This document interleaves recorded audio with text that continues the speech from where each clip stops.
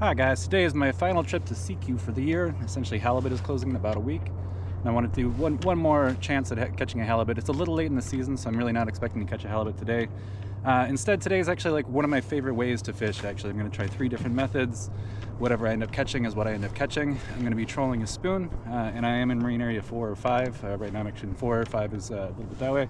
The reason I'm trolling a spoon is actually for mackerel. I'm trying to catch mackerel today.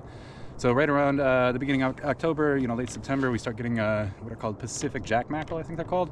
And that's really what I'm targeting today. So today I'm using a spoon, flasher board, diver, and it looks like I'm fishing for coho, but really I'm not fishing for coho, I'm fishing for mackerel.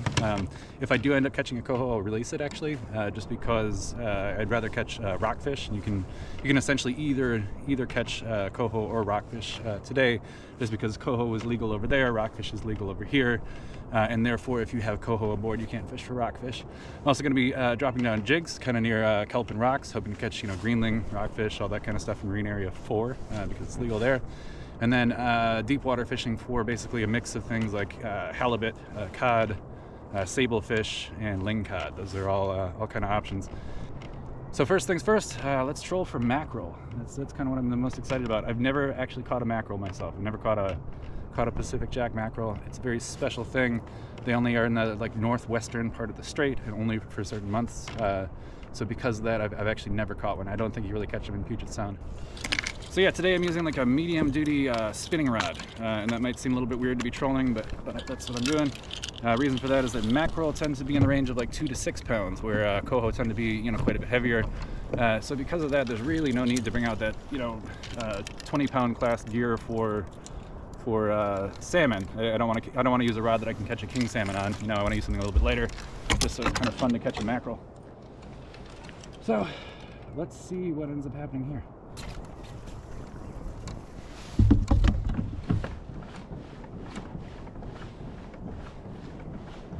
And like I said, I'm using a spinning rod today, but you do need some tension on, otherwise the presentation gets weird.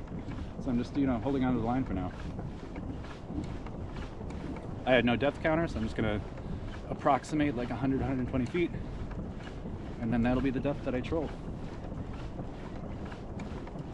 I may even use a mackerel as bait for halibut, as crazy as that might sound. I've heard that halibut really like mackerel. They're a kind of stinky, oily fish, so you can smell them from quite a distance.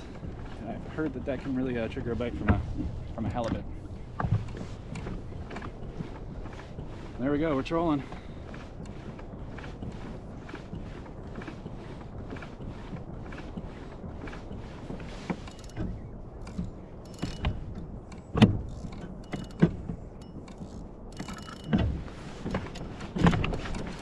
Oh, what's up, dude?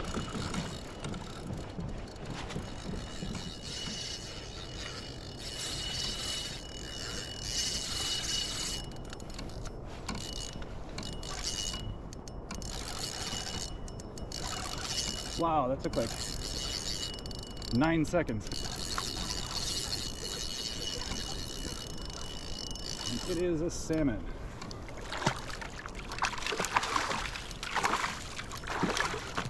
Come on, shake free, friend.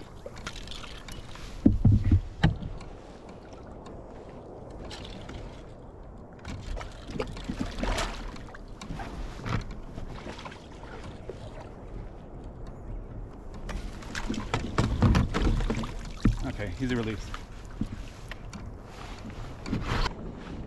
The legal salmon fishing is that way. I'm in water where mackerel fishing is legal, but not salmon fishing. That's why I released that one so quickly without taking it out of the water. I don't know if it was wild or hatchery. I can tell you it was a coho. That's all I can tell you.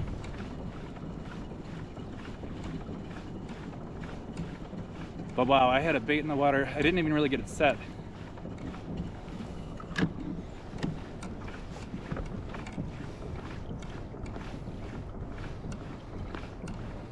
I had like the bait with like literally in the water 3-4 minutes probably.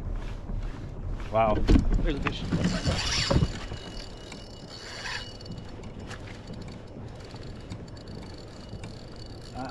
Yeah, this is a coho. If this is a mackerel, it's a world record. Damn it.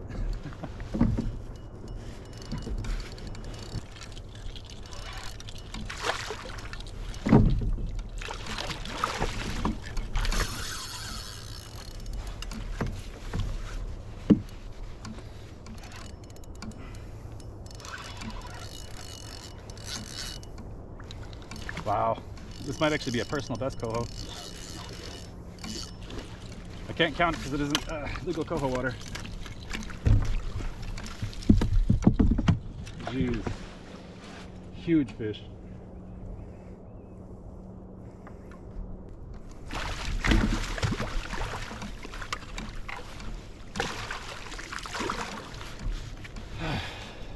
Where was that at the coho derby? That one was probably like 12 pounds. Alright, starting with a little bit of a go big or go home mentality. This is a, I think it's a 9 or 10 inch grub. My hands are 9 inches wide for what that's worth. So 9 inch grub on a, I think that's a 9/0 hook, and then the copper pipe. And I am over water that could have lingcod or halibut. Or other stuff. Yeah, I like this rig because it glows in the dark, so the grub glows in the dark, and then slather it up with, you know, herring scent, so it smells, and then I got the copper pipe on, which actually creates an electrical field. So we've got 3 main stimulants on there right now. So if there is a big predator around, it'll notice. it for sure will notice, but it should bite. It should smell enticing. It should. I don't know exactly what the electrical field does. I don't know if it makes them mad or hungry, but they bite. So now I just need to get this over a fish.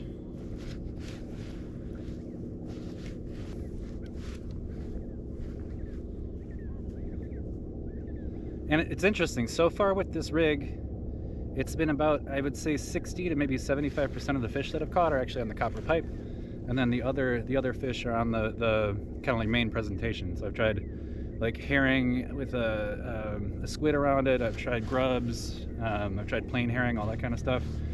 And about 75% of the time they go for the copper pipe. So I don't know what that's all about. All mouth hooked, no snags, nothing like that. They bit the pipe. They for sure bit the pipe. It's funny how one predator finds something and the rest of us sort of key in on it. These birds are giving away something. There's something over there.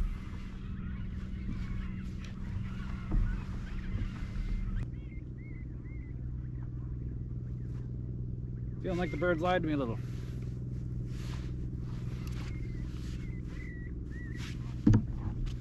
There's like no evidence of fish here.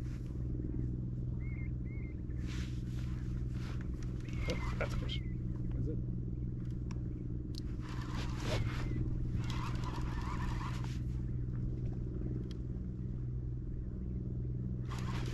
Oh yeah. No evidence of fish here.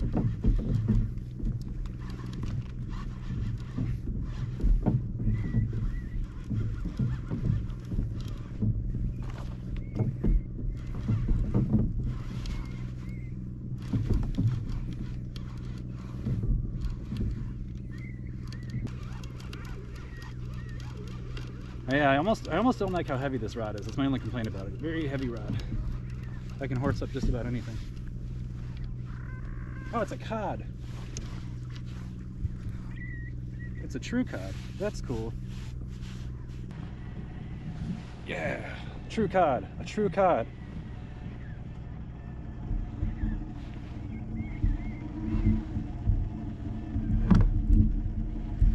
Nice.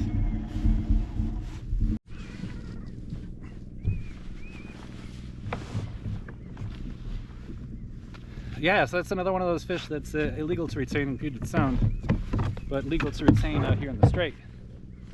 So because of that, I've never retained one. I've never eaten like fresh wild caught cod, unless I was lucky enough to get it at a restaurant somehow. But that's kind of exciting. That's a light first retention. I catch them in Puget Sound a fair amount. I've caught, let's say 10. You know, that's actually my biggest. And I get to keep it out here, which is really exciting. On to my last kind of phase of fishing here. Reasonably good sized grub there, and then this smaller bright thing up here. They're both gulp something. I like to have a big presentation and a little presentation on, just because like blue rockfish in particular have kind of small mouths. So you know, you don't want a huge bait by them.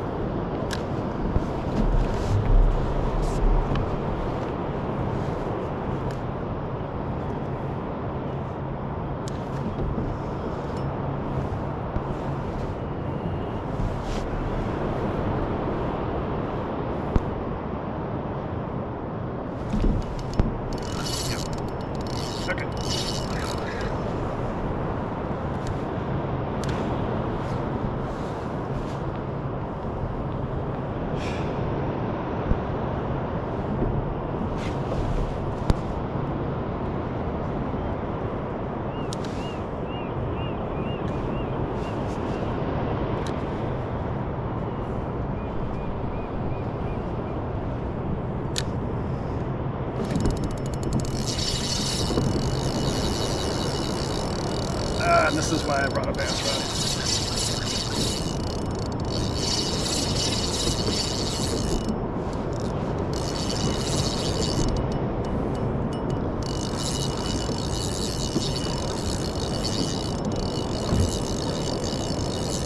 So much more fun on these little rods. I bet you it's a rockfish. Could be a lingcod. Ooh, yeah, rockfish. What are you? I think this is a copper. So this is not a legal one.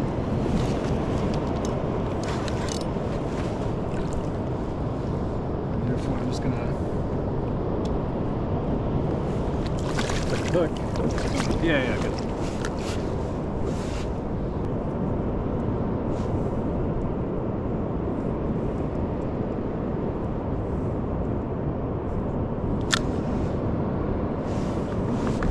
There we go.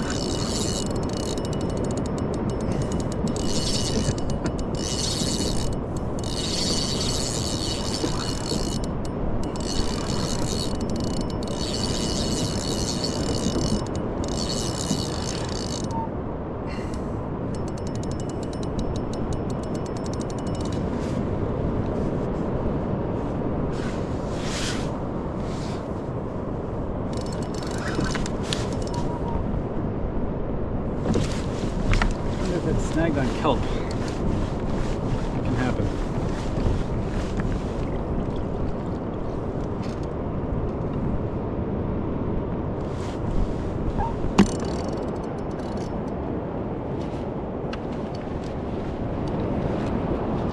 Not the snag. I think I still have fish.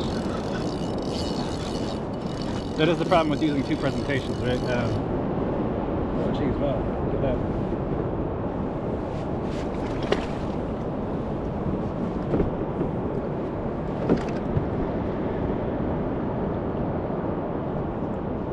Briefly, very pretty red one.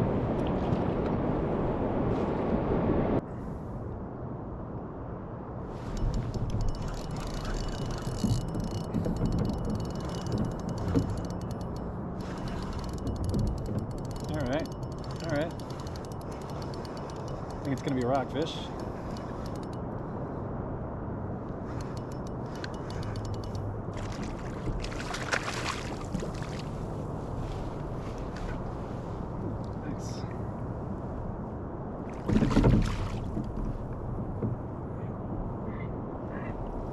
And blue rockfish.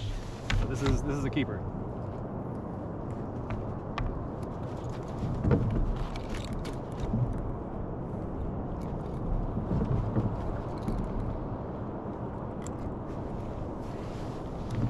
Yeah, that's a good fish. Alright guys, so I think I'm going to call it there. So perfect execution of a total lack of a plan, right? So I was going to fish trolling, I was going to fish deep water, and then I was going to fish kind of near shore, near rocks and kelp and that kind of thing. All three methods worked today. None actually produced the fish that I was looking for. So I was looking for mackerel when I was trolling, I was looking for halibut when I was in deep water and I caught the cod. And then, you know, shallow water actually did pay off exactly the way I hoped for with a decent blue rockfish. Thanks again for watching. You know, as I mentioned before, half of the proceeds to this channel will actually go to an ocean conservation organization called Oceana. So please do like and subscribe below. Thanks.